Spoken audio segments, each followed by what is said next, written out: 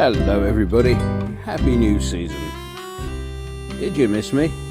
I thought so. We open our account for the 2023-24 season with a visit to what may for once prove to be a sunny south coast, where we'll be hosted by AFC Bournemouth. Kick-off is at 3 p.m. and you'll probably want to leave nice and early, what with there being an overtime ban on the trains and everything. Check as ever before you go. So, Bournemouth then, to give them their short name. They finished one place and a point behind us last season, largely as a result of a very friendly fixture list in April that saw them beat Leicester, Spurs, Southampton and Leeds, with only their 4-0 home defeat to us blotting the monthly copybook. Those 12 points came in very handy, as they lost all 4 they played in May, escaping the drop as they did by 5 points. Clearly the owners wanted a bit more from them this season, and manager Gary O'Neill was thanked and sent out through the back door as Andoni Iraola arrived through the front. Iraola came in from Rayo Vallecano following spells with Larnaca and Spanish second division outfit Mirandez, who he took to the semi-finals of the Spanish Cup. Despite that, the only silverware on his managerial CV was the 2018 Cypriot Super Cup from his time at Larnaca. Still, he seems to have been in demand, with Leeds sniffing around him last season. Iraola being denied permission to leave Rayo Vallecano until his contract ended at the end of the season. Daisy, my personal assistant and for tax reasons now also my fiancée, informs me that they have brought in 4 permanent players and just the 1 loan signing at the time of writing. First cab off the rank came in the form of Justin Kluivert, the son of the former Dutch international Patrick. Kluivert Jr. arrived for £9.5 million from Roma, to whom he'd been contracted since 2018. However, his last 3 seasons have been spent on loan, with spells at Fizzy Drink Leipzig, Nice and Valencia under his belt. His loan to Valencia came about as a deal to take him to Fulham collapsed, following his failure to obtain a work permit. Presumably he now has sufficient first-team games under his belt for that not to be a problem, although it's worth pointing out that the last of his 2 Dutch caps came way back in 2018. We will gloss over Ivorian Hamid Traore, whose permanent signing merely crossed the T's and dotted the I's on the January loan deal that brought him to Dean Court. Similarly, we will bypass the €15 million signing of French under-21 midfielder Romain Favre, who came in from Lyon, but was immediately shipped out to Lorient, where he also spent last season on loan. He's out there for the whole season.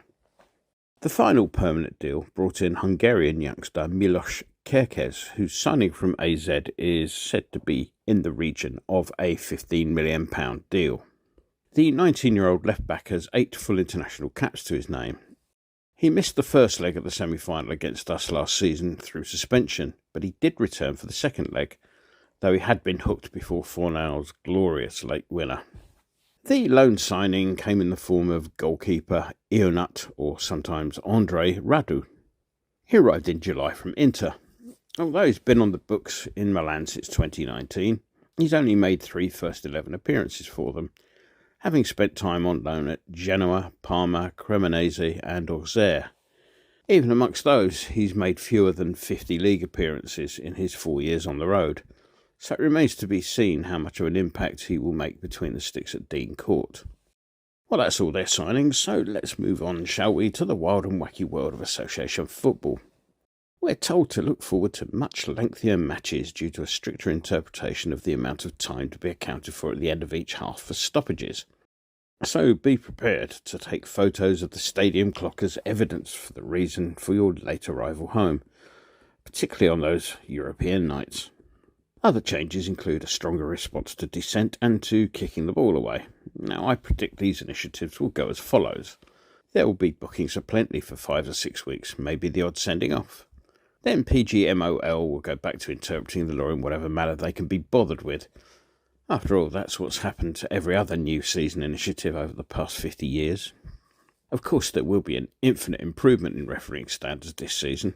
That's not to say they won't still be lousy, because that's a long-term project.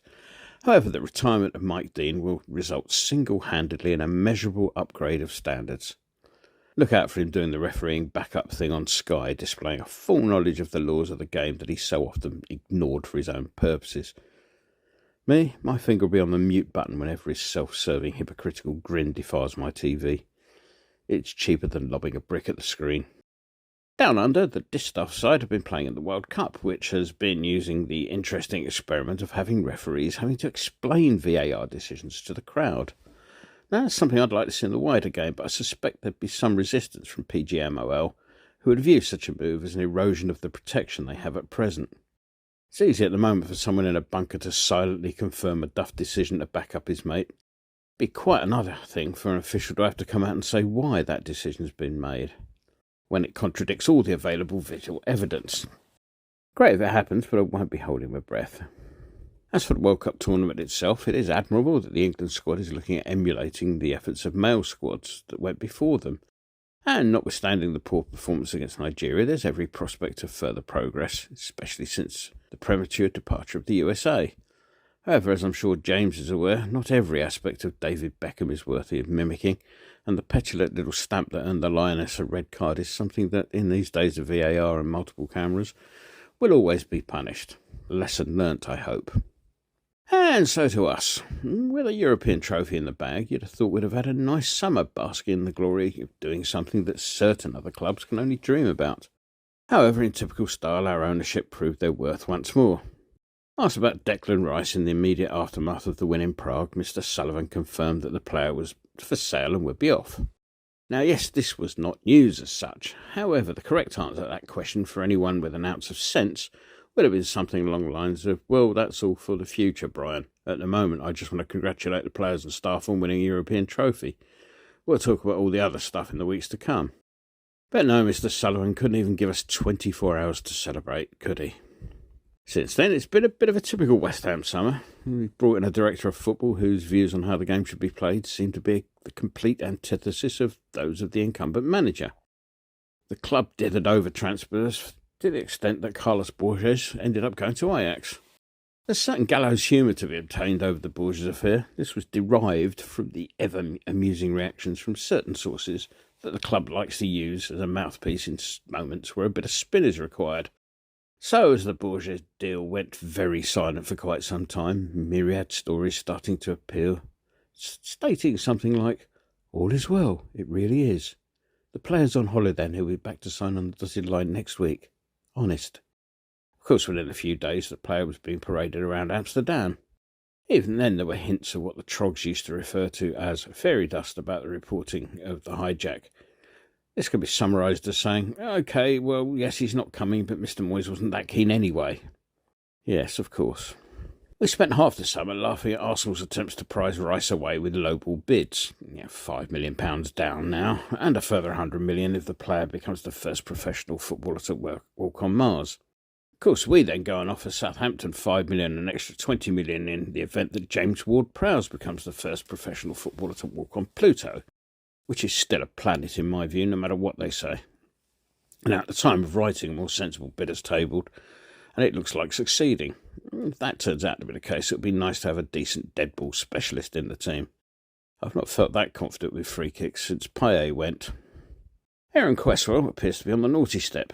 Wolves channelled their inner Sullivan with a bid for the player of £0 up front and £2.5 million payable should Cresswell become the first professional footballer to bridge interstellar space and make contact with intelligent life while he's out there.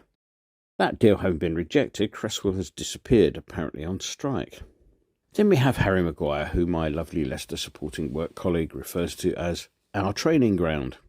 Initial comments suggested that the player was far from happy with the idea of joining us. However, the realisation that we may be the only game in town may have been the cause of a more pragmatic response to the proposed move, as the penny dropped that Gareth Southgate has not been known to spend an awful lot of time watching Manchester United's development 11. It was thought that wages might be an issue, but the pay cut, assisted by rumoured financial assistance from the theatre of tacky marketing slogans, appears to have smoothed that particular wrinkle in proceedings at the time of writing. We're also close, again at time of writing, to bringing in midfielder Mexican Edison Alvarez. If rumours are true, he's due to arrive from Ajax any minute now. The much-capped midfielder was part of the Mexican team that won the CONCACAF Gold Cup this year. The word on the street is that Alvarez is more defensively minded than Rice was in his later year or two. This may prove to be something of a bonus, as playing alongside someone who's more of a sheet anchor could possibly release Souček to take up a more advanced role akin to that which he occupied in the earlier part of his spell at the club. Alvarez hasn't had a pre-season yet, so don't expect to see him this weekend, even if the signing is completed in time. In the meantime, only a cynic would suggest that there was any link between our non-signing of Borges, who went to Ajax, and the arrival of Alvarez, who came from Ajax. Not even our owners would do that, surely. I think we're still short of a striker, with Scamacca being the latest in a long line of talented and decent strikers to find themselves unsuited to the style of play that we adopt. It's almost as if we did no due diligence on these signings, or if we did, we ignored it. Now, to be fair to Scamacca, he did have injury issues, but even so, the fact that he had a lot more success in European matches with us suggests a failure, perhaps, to adapt to the English game. This leaves us with Antonio, Ings and Mbama. You might think with that lot, we might need another striker. I'd agree with you.